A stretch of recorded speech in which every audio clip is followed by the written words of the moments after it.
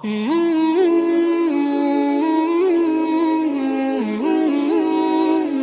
اللہ الرحمن الرحیم وبہ نستعین والصلاة والسلام علی رسولہ الکریم اما بعد۔ محترم ناظرین، السلام علیکم ورحمۃ اللہ وبرکاتہ۔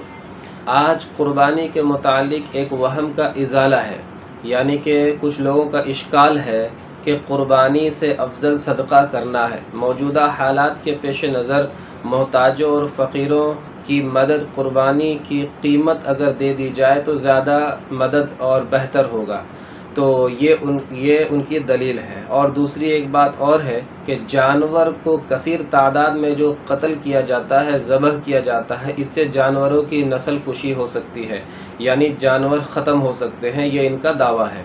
ان دونوں باتوں کا جواب ہے کہ نبی پاک صلی اللہ علیہ وسلم نے ارشاد فرمایا، جس کو خود حضرت عائشہ بیان فرما رہی ہیں، اسی طرح حضرت عبداللہ ابن عباس رضی اللہ عنہما بیان فرما رہے ہیں۔ تو ان دونوں حضرات نے قریب دونوں حدیثوں کا معنی مفہوم کے اعتبار سے ایک ہی ہے جو دونوں حضرات بیان کر رہے ہیں۔ ترمذی نے اس روایت کو نقل کیا ہے کہ آدمی کا کوئی بھی عمل عید الاضحیٰ کے دن، بقرعید کے دن کوئی بھی عمل کرے، وہ اللہ کے نزدیک قربانی کے عمل سے زیادہ محبوب نہیں ہے۔ یعنی آدمی کوئی بھی کار خیر کرے گا، کوئی بھی اچھا عمل کرے گا، اللہ کو قربانی کے دن قربانی کے عمل سے محبوب اور قربانی کے عمل سے بہتر اللہ کو کوئی چیز پسند نہیں ہے۔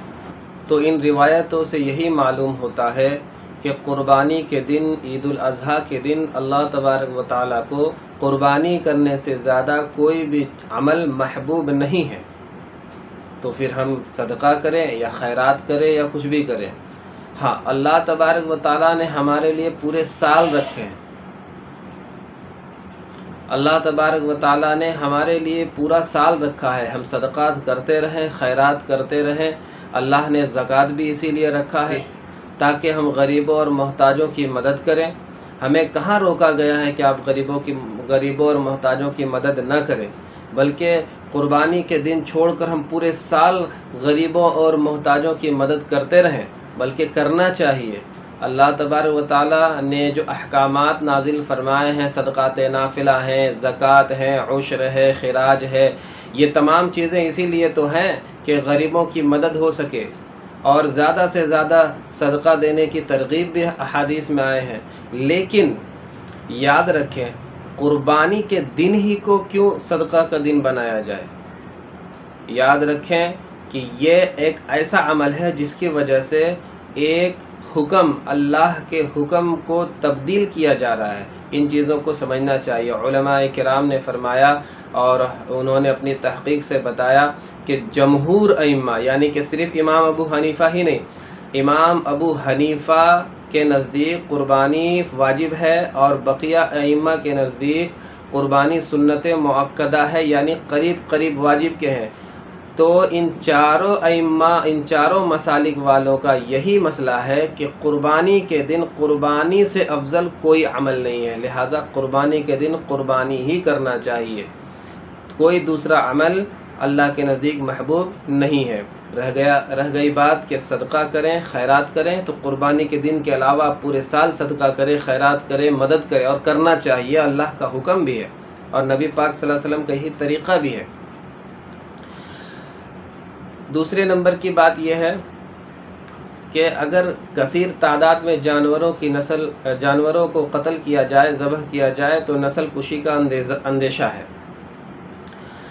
تو اللہ تبارک و تعالیٰ کا قانون ہے کہ جن جانوروں کو اللہ تبارک و تعالیٰ نے ہمارے لیے حلال کیا ہے، ان جانوروں میں اللہ نے برکت بھی رکھی ہے۔ آپ نے دیکھا ہوگا کہ کتیا ہے یا بلی ہے یا ایسے جانور جو کھائے نہیں جاتے، وہ ایک بار میں 4 5 10 12 تک بچے دیتے ہیں۔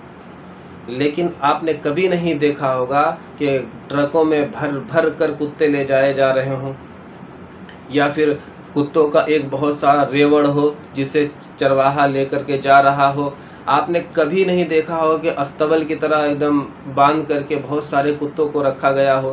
یعنی کتے جو ہیں بہت ہی کم نظر آتے ہیں، کیونکہ اللہ نے اس میں برکت نہیں رکھی ہے۔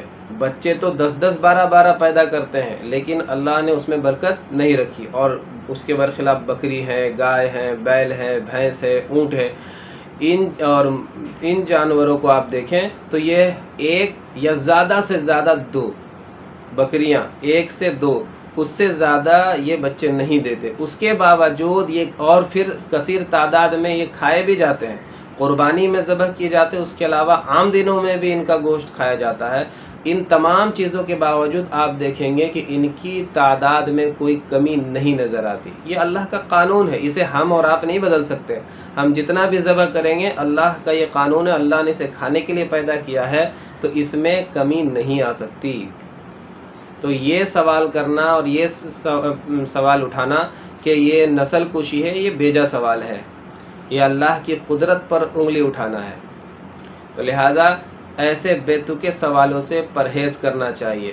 ہمیں اس کا علم ہونا چاہیے کہ قربانی کے دن صرف قربانی ہی کریں، دوسرا کوئی عمل قربانی کے عمل سے بہتر اور افضل نہیں ہے۔ کہ اللہ تبارک و تعالیٰ جس وقت جو حکم فرماتے ہیں، ہمیں اس وقت وہی حکم کرنا چاہیے، حکم پر عمل پیرا ہونا چاہیے۔ یعنی اللہ نے فجر کے وقت میں فجر کی نماز فرمایا ہے، تو ہم ظہر کی نماز 4 رکعت پڑھ لیں، زیادہ نماز پڑھ لیں، تو کیا نماز ہوگی؟